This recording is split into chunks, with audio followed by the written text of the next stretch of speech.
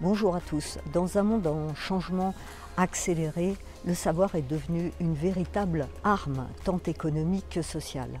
Il s'agit donc pour un individu d'apprendre chaque jour de sa vie. C'est alors le véritable triomphe des organisations apprenantes. On parle de territoire apprenant, on parle d'équipe apprenante, même de café apprenant. Tout deviendrait-il apprenant, comme le questionne Denis Christol ? C'est en tout cas le nouveau credo des entreprises qui ne sont plus formatives ou pédagogiques, mais qui deviennent véritablement apprenantes ou cognitives. Ainsi, le formé des années 80 laisse place à l'apprenant qui est en charge lui-même d'élaborer ses propres cartes cognitives.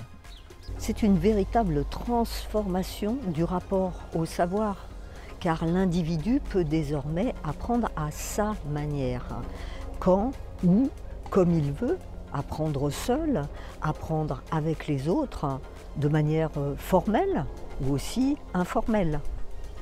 Dans ce sillage, les communautés d'apprentissage ou de pratique fleurissent véritablement, permettant ainsi de résoudre des problèmes, de conduire des projets, ou bien de faire des retours d'expérience, ou encore de partager des connaissances.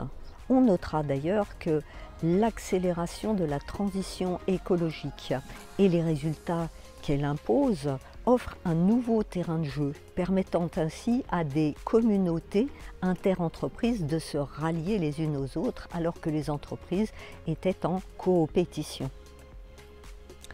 Philippe Carré considère ces communautés d'apprentissage comme un ensemble assez hétéroclite dont le niveau d'analyse peut varier de celui de l'individu, celui des collectifs de travail, ainsi que celui des structures. En tout cas, ce ne sont pas moins de 73 thèses qui sont proposées sur ce sujet. C'est dire qu'il est important. Au-delà des effets d'annonce qui renforcent le soft power des entreprises et qui renforcent évidemment l'attractivité, eh bien, on constate que la situation est bien plus mitigée qu'il n'y paraît. En effet, le dernier Community Industry Report en 2022 pointait que 79% des responsables de communautés croient que ces dernières ont un réel effet positif sur les organisations.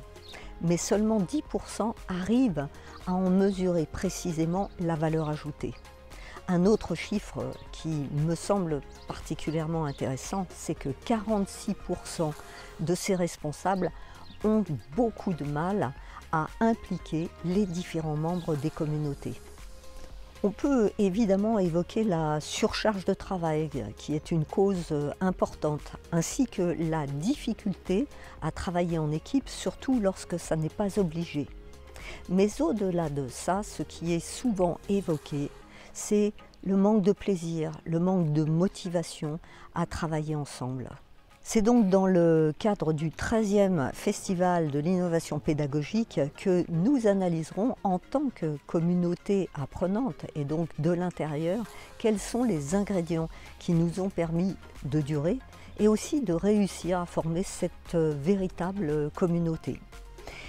Ce qui est sûr, c'est que les échanges seront dopaminés par la curiosité, le désir, l'envie d'apprendre, par le plaisir aussi à donner, à recevoir, et puis peut-être aussi à bouger.